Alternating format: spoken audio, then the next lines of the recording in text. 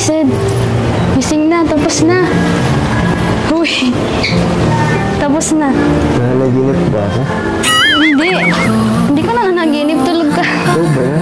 Oo, ako to. Ako lang to. Pambihira, ang ganda.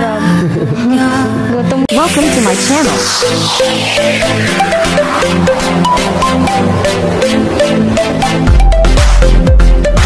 Uy, tapos na. Nanaginip ba ako? Wasted. Gising na, tapos na. Uy, tapos na.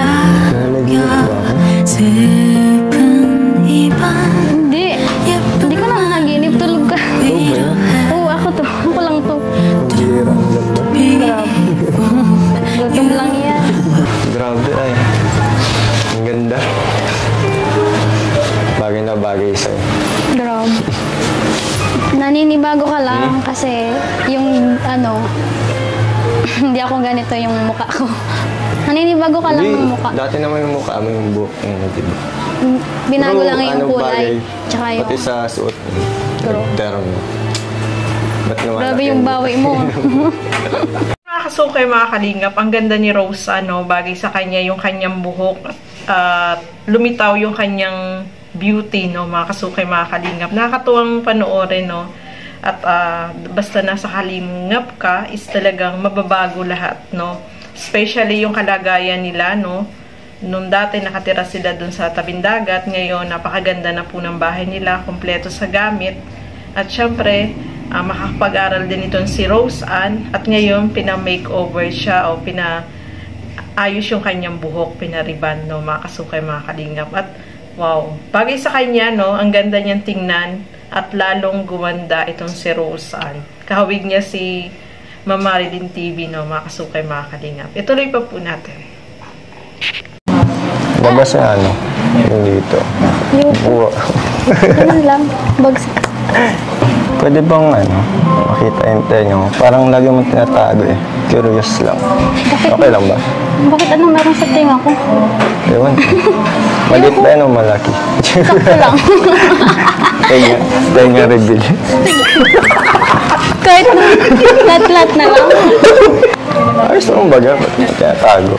Hindi ko man tinatago. Di lang ko sanay magpuyod. Hindi ka sanay. Nasakit ang ulo ko pag napuyod kasi. Ganda. Grabe, tumukat to. Oo nga. Oo nga.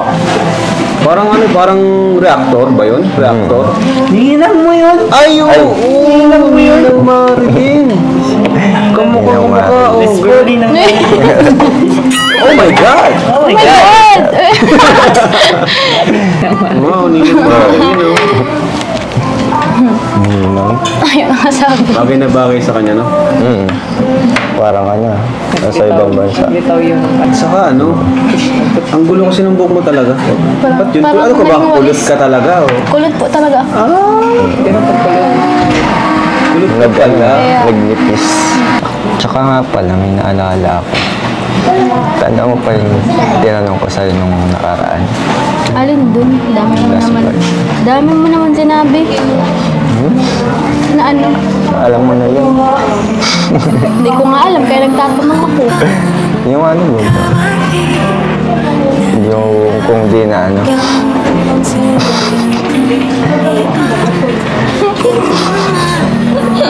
Ila! Ay, kung totahanin ba? O ano naman yun kung naalala ko?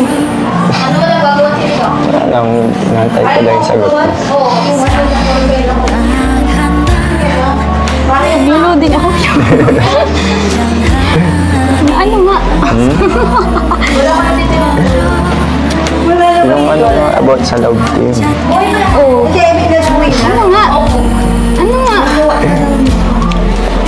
Kung kahit di na love team.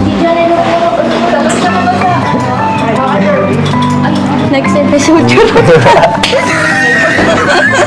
Tara na. Kaya na tayo. Saka na yung mga sinasabi mo kung ano-ano. Hindi ko alam kung anong sinasabi mo. Hindi ko rin alam. Sinabi ko na eh. Pero take your time. Take your time. Wow, grabe, no? Ang ganda po ni Rose Ann, mga kasukay, mga kalingap. Bagay sa kanya yung kanyang buhok, no? Para siyang kamukhang-kamukha, kahawig talaga siya ni Ma'am Marilyn TV, no? Mga kasukay, mga kalingap. At ang nakakatuwa dito is iba na yung gusto ni Cedric. Gusto na niyang ligawan itong si Rose Ann. Kaso, hindi pa rin sinagot ni Rose Ann kung payag siya na ligawan siya, mga kasuki, mga kalingap. So, abangan natin yan. No, nakakatuwa, no? Yung kanilang tandem ay talagang ano sila, bagay naman silang dalawa, no? So, alam ko, mga kinilig kayo dyan, no? Mga kasuki, mga kalingap. At nakakatuwa silang dalawang panoorin. Bagay na bagay po sila, mga kasukay, mga kalingap. So, ayan. Abangan natin kung ano kaya yung magiging sagot dyan ni Rose Ann. Payag kaya siya na ligawan siya ni Cedric, no, mga kasukay. So, abangan po natin yan. So, hanggang dito na lamang po muna. Maraming salamat po sa inyong panonood at lagi po natin supportahan Bal Santos Matubang, Kalinga Frab, Ate Edna Vlogs. At syempre, yung aking YouTube channel, Gandang Emmy. Sa mga hindi pa po nakapag-subscribe, please subscribe and please hit the notification bell para lagi po kayong updated sa aking mga ina-upload na mga reaction video. Maraming salamat po at hanggang sa muli.